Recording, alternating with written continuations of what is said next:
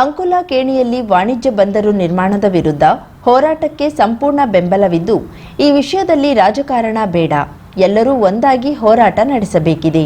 ಕಾನೂನಾತ್ಮಕವಾಗಿ ಹೋರಾಟದ ಅಗತ್ಯತೆ ಇದ್ದು ಸಂಪೂರ್ಣ ಸಹಕಾರ ನೀಡುವುದಾಗಿ ಕಾರವಾರ ಅಂಕೋಲಾ ಶಾಸಕ ಸತೀಶ್ ಸೈಲ್ ಹೇಳಿದರು.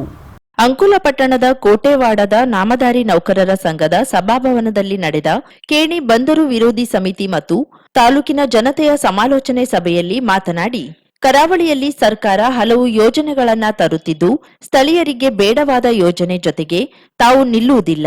ನಾನು ಸದಾ ಜನತೆಯ ಜೊತೆಗಿದ್ದೇನೆ ಎಂದರು. ಇವತ್ತು ಹೇಳ್ತೇನೆ,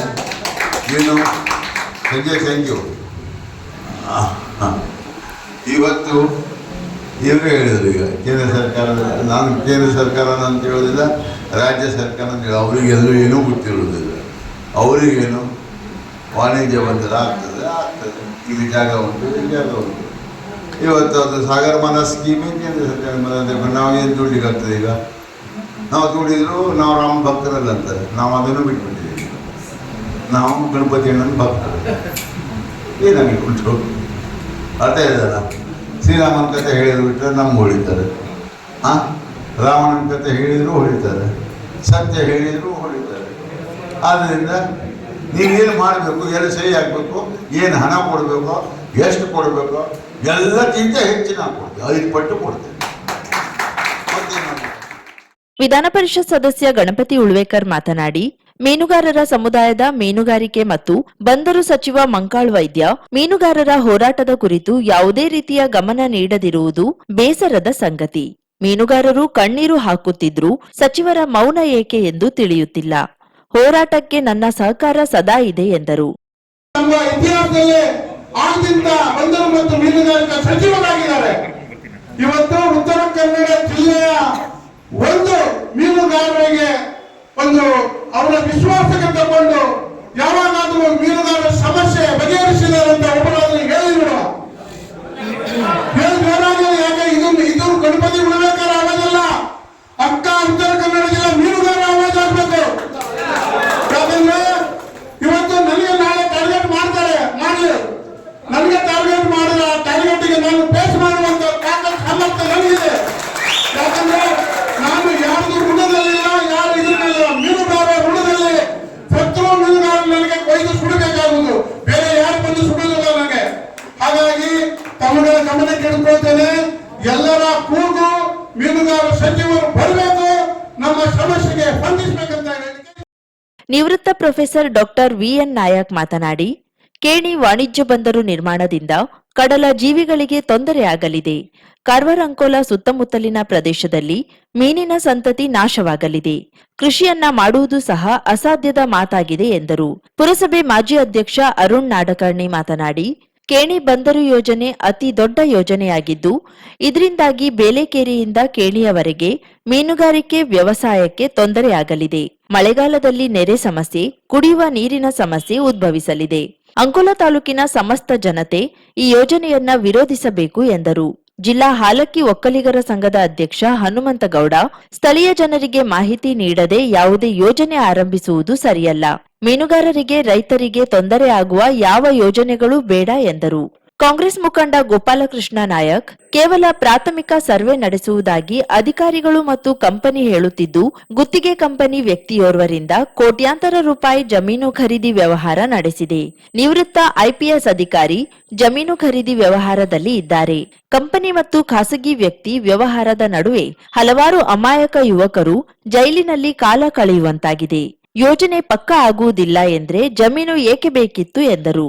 CSR ಫಂಡ್ ಕೊಡ್ತೀವಿ, TSRW, JSW ಯಾರಾದ್ರೂ ನಾವು ಫಂಡ್ ಕೊಡಿ ನಮ್ಗೆ ಅಂತ ಹೇಳಿ ಶಿರ್ಕುಳಿ, ಬಳೆಗುಳಿ, ಬಾವಿಕೆರೆ ಹೋಗಿದ್ರ? ಯಾರಾದ್ರೂ ಕೇಳಿದ್ರ? ಯಾಕೆ ಊರಾಗ ಮೈ ಮೇಲೆ ಕೊಡ್ತೀನಿ ಅಂತಾರೆ?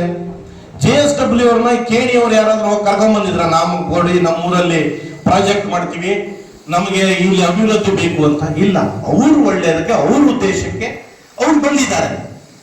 ಅವ್ರು ಇಲ್ಲಿ ಬಂದಿರೋದೇನು? ಇಲ್ಲಿ ಕಮರ್ಷಿಯಲ್ ಅವಕಾಶಗಳಿದೆ ಅಂತ ಅವ್ರು ಬಂದಿದ್ದಾರೆ. ಅವ್ರು ಬಂದಾಗ ನಮ್ಮವರು ಒಗ್ಗಟ್ಟಿನಿಂದ ನಾವು ಅವ್ರನ್ನ ವಿರೋಧ ಮಾಡಲಿಲ್ಲ, ಇದರಿಂದ ಆಗಲಿಲ್ಲ ಅಂತ ಹೇಳಿದ್ರೆ ನಮ್ಮ ತಲೆ ಮೇಲೆ ಸವಾರಿ ಮಾಡ್ಕೊಂಡು ಹೋಗ್ತಾರೆ. ಆದ್ದರಿಂದ ನನ್ನ ಮನವಿ, ನೀವೊಂದು ಸಮಿತಿ ಮಾಡಿ ಅದಕ್ಕೊಂದು ಆರ್ಥಿಕವಾಗಿ ಒಂದು ಫಂಡ್ ಅನ್ನು ಕಲೆಕ್ಟ್ ಮಾಡಿ, ನಂದೇನಿದೆ ಕಾಂಟ್ರಿಬ್ಯೂಷನ್ ನಾನು ಮಾಡ್ತೀನಿ, ಆಯ್ತಾ? ನಾನು ಈಗಲೇ ಹೇಳ್ತೀನಿ, ನೀವು ಅದನ್ನೊಂದು ಸಮಿತಿ ಮಾಡಿ. ಹಿರಿಯ ಮುಖಂಡ ರಮಾನಂದ್ ನಾಯಕ್, ಸುಜಾತಾ ಗಾಂವ್ಕರ್, ಸಂದೀಪ್ ಬಂಟ, ಉದಯ್ ನಾಯಕ್, ದೀಪಾ ನಾಯಕ್, ಮಂಜರ್ ಸೈಯದ್, ಗಣಪತಿ ಮಾಂಗ್ರೆ, ಉಮೇಶ್ ನಾಯ್ಕ್, ಪ್ರದೀಪ್ ನಾಯಕ್, ವಾಸರೆ ಮೊದಲಾದವರು ಮಾತನಾಡಿದ್ರು. ರಾಜೇಶ್ ನಾಯ್ಕ್, ಭಾಸ್ಕರ್ ನಾರ್ವೇಕರ್, ಹೋರಾಟ ಸಮಿತಿಯ ಪ್ರಮುಖ ಶ್ರೀಕಾಂತ್ ದುರ್ಗೇಕರ್, ಹುವಾ ಖಂಡೇಕರ್, ರಾಜು ಹರಿಕಂತ್ರ, ಸಂಜೀವ್ ಬಲೆಗಾರ ಸೇರಿದಂತೆ ಇತರರು ಉಪಸ್ಥಿತರಿದ್ದರು. ಅಧೋಗತಿ ಆಗ್ತದೆ ಅನ್ನೋ ವಿಚಾರ ನಿಮ್ಮ ಸಮಾಜದಲ್ಲಿ ಚರ್ಚೆ ಮಾಡಿ, ಮತ್ತೆ ಅದರ ಜೊತೆಗೆ ಈಗ ಅದ್ರ ಜೊತೆಗೆ ನೀವೆಲ್ಲರೂ ಕೂಡಿ ಹೋರಾಟ ಮಾಡೋಣ. ಇದೊಂದೇ ಹೋರಾಟ ಇಲ್ಲ. ಈಗ ನಮ್ಮ ಬಿಡಿ ನಾಯಕ ವಕೀಲ ಸಾಹೇಬರು ಮಾತಾಡ್ತಾರೆ, ಅವರಿಗೊಂದು ಅವಕಾಶ ಕೊಡ್ತಿದ್ದಾರೆ. ಒಂದೇ ನಿಮಿಷದಲ್ಲಿ